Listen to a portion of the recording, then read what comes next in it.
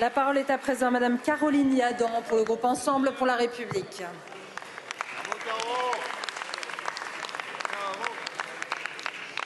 Merci Madame la Présidente. Ma question s'adresse à Monsieur le ministre des Affaires étrangères. Il est des nuits où le courage cesse d'être une option, mais devient un devoir.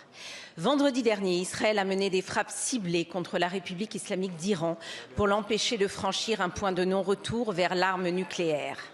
Quelques heures plus tard, Téhéran ripostait avec l'objectif assumé de faire un maximum de victimes civiles. Ce faisant, Israël, en état de légitime défense, cible un régime islamiste, théocratique, sanguinaire, qui arme le Hamas, finance le Hezbollah, punit son peuple, torture ses opposants, oppresse les femmes et détient toujours 2 otages français, Cécile Kohler et Jacques Paris. Alors que chacun devrait soutenir la seule démocratie de la région dans ce combat, ici même, une secte antisémite déguisée en parti politique, située à l'extrême gauche de cet hémicycle, lèche les bottes des mollahs, tandis que leur mascotte, porte-parole du Hamas, organise une croisière pseudo-humanitaire dont le seul but est d'afficher sa haine des Juifs et d'Israël. Israël n'est pas le problème, il est le rempart et son combat est le nôtre. Affronter un fascisme islamiste global, une idéologie de mort qui a aussi sévi à Toulouse et au Bataclan. Monsieur le ministre, ma question est double. 1.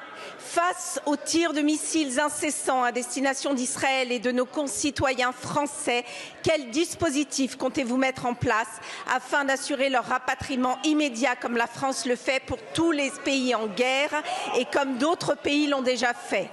Pouvez-vous réaffirmer par ailleurs que la France se tient indubitablement aux côtés d'Israël face à cette menace existentielle? Merci. Merci beaucoup, Madame la députée. La parole est à Monsieur Jean-Noël Barrot, ministre de l'Europe et des Affaires étrangères. Madame la Présidente, Mesdames et Messieurs les députés,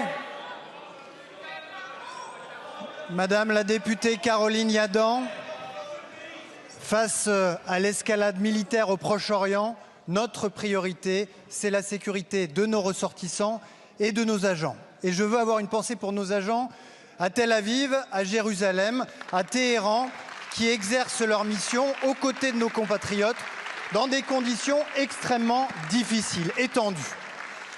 Alors il y a des pays qui ont décidé d'évacuer leurs agents. Ce n'est pas le choix que nous avons fait à ce stade. Nos agents sont à leur poste, c'est leur honneur, ils restent aux côtés des communautés françaises. Ceci étant dit, vendredi, nous avons pris contact avec nos ressortissants en Israël pour leur transmettre les consignes de sécurité et nous avons appelé les Français de passage en Israël à s'inscrire sur le fil d'Ariane pour pouvoir être informés en temps réel de ces consignes. Nous avons ouvert une ligne téléphonique accessible 7 jours sur 7, 24 heures sur 24. Nous avons ouvert une cellule d'écoute psychologique au service de nos ressortissants et nous avons réuni hier les chefs d'îlots, c'est-à-dire les Françaises et les Français responsables en Israël de la sécurité d'une partie du territoire. Ce matin, j'ai réuni les ambassades des pays concernés et les services de l'État au centre de crise et de soutien du ministère des Affaires étrangères et j'ai décidé de renforcer les effectifs de la cellule d'écoute ou en tout cas de la ligne téléphonique d'urgence pour améliorer les conditions de prise en charge.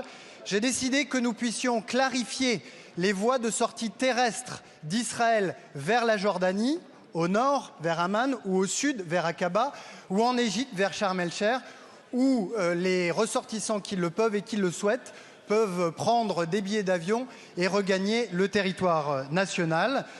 Nous avons malheureusement connu des situations similaires par le passé.